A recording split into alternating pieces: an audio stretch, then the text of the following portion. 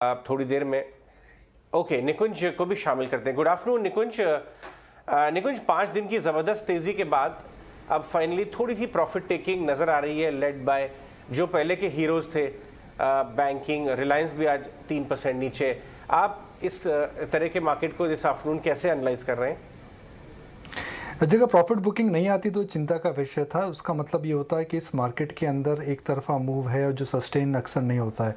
देखिए जी, आप अस्पताल में चले गए थे, एक प्रकार के आईसीयू में थे। उससे जब आप निकलेंगे तो आप अगले दिन नहीं दौड़ने लगेंगे। आपको स्टेमिना बढ़ानी पड़ेगी, आपको डाइट पे ध्यान रखना पड़ेगा, आपको फिजियोथेरेपी और एक्सरसाइज करनी पड़ेगी। तो उस तरह से ही मार्केट का भी रुख होता है। मार्केट को ज़बरदस्त गिरावट आई थी, मिड कैप स्टॉक धराशायी हो गए थे और एक टर्न ले रहे हैं। तो ये जो रीबिल्डिंग प्रोसेस है ये हमेशा ग्रेजुअल होता है, हमेशा यह स्लो होता है और इसमें जब रिकवरी आती है, ज़बरदस्त आती है, फिर कुछ समय तक मार्केट कंसोलिडेट करता है, एक बैंड में सेटल हो जाएगा और फिर हो सकता है रिकवर करे। मगर अजय, सबसे अच्छी बात यह है कि आज मार्केट नीचे है, क्रूड भी नीचे है। जैसा आप बता रहे थे, आप एकदम ठीक बता रहे थे कि एफआई का डेटा और क्रूड का मूवमेंट, ये दो शॉर्ट टू मीडियम टर्म, बल्कि मैं बोलूँगा शॉर्ट टर्म में ये दो बहुत इंपॉर्टेंट फैक्टर्स हैं। और एक बात और है अजय कि हालांकि हम बोल रहे हैं कि इस समय इन्फ्लेशन की कंसर्न्स है, मगर सरकार ने तेल के दाम नहीं बढ़ाए हैं, तो जो कंज्यूमर है उसको हाई ऑयल प्राइसेस का इम्पैक्ट नहीं हुआ है।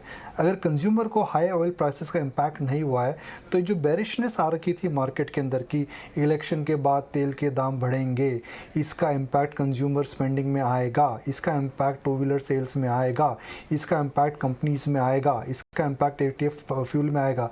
हो सकता है कि भारतीय कंज्यूमर इस वॉलेटाइल क्रूड के फेज़ में पूरी तरह से बचकर निकल जाए। गुड आफ्टरनून निकुंज। दो चीज़ें आपने ये ट्रिगर्स होने से पहले ही बताई थी। कल सुबह जब हम बात कर रहे थे आपने कहा था कि मानसिक क्रूड सबसे बड़ा फैक्टर है, वहाँ पर जो उथल पुथल है उसी से काफ़ी हद तक इम्पैक्ट होगा। और एफआईएस की सेलिंग इंटेंसिटी कम होना, इस पर भी हमने विस्तार से चर्चा बहुत पहले ही की थी। अब यह हम देख रहे हैं क्रूड में, जैसे कि आपने एंटिसिपेट किया था, $100 तक के लेवल्स में ब्रेंट क्रूड में आते हुए दिखा। एफआईएस की सेलिंग इंटेंसिटी आज सुबह से ही हम देख रहे हैं, ट्रेडर स्क्रीन में भी हमने देखा ये बिकवाली के जो आंकड़े हैं कम होते हुए। क्या लगता है आप खरीदारी की तरफ हम बढ़ेंगे और ऐसे में फिर सेक्टर्स कौन से वॉच आउट करने चाहिए? देखिए, क्या नहीं देखना चाहिए, सबसे पहले इंपॉर्टेंट ये है मेरे हिसाब से मेटल्स और कमोडिटीज़ पे ध्यान नहीं रखना चाहिए। बिकॉज अगर क्रूड में रिवर्सल है तो ज़ाहिर है इसका इम्पैक्ट दूसरी कमोडिटीज़ में भी पड़ेगा। माने ना या ना माने, अगर चाइना एक स्लोडाउन से निकल रहा है, उन्होंने कोविड की वजह से अपनी इकॉनमी को शट डाउन करा है, वहाँ से डिमांड अगर कम आती है तो आयरन ओर, कोल, स्टील, मेटल्स, सब की डिमांड पे सीधा असर पड़ेगा। तो कमोडिटीज़ इस समय रिवर्स हो सकती हैं।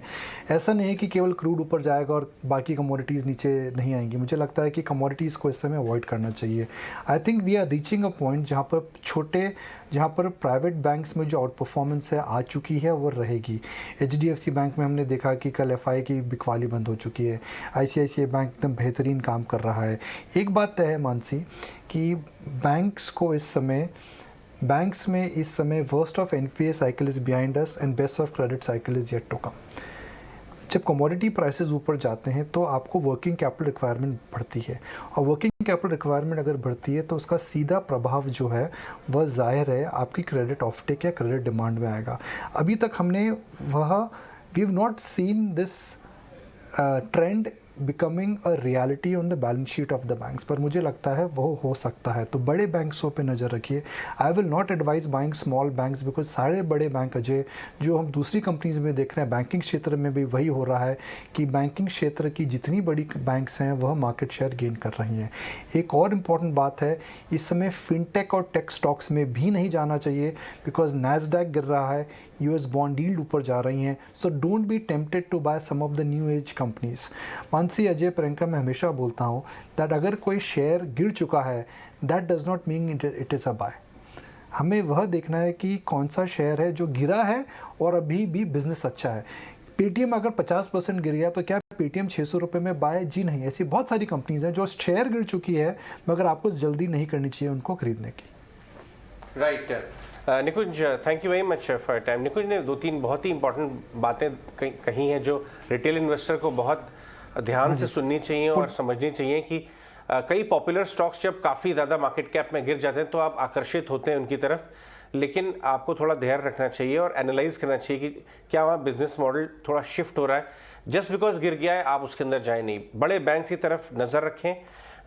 निकुंज ने अभी हाल ही में एक बड़े बैंक के मैनेजमेंट HDFC बैंक से ही बातचीत की थी और उसमें आउट परफॉर्मेंस कल देखने को मिली थी। आज के फर्स्ट हाफ में भी उसमें आउट परफॉर्मेंस थी और उसका रीज़न था उन्होंने जो मार्केट शेयर गेन किया एक साल में करीब 2.5% का, उतना current market share Kotak bank का है। लेकिन ऑफ कोर्स स्ट्रीट उतना चैरिटेबली नहीं देख रहा है उस स्टॉक प्राइस को, लेकिन इस तरह के बड़े बैंकों की तरफ आपकी नज़र होनी चाहिए।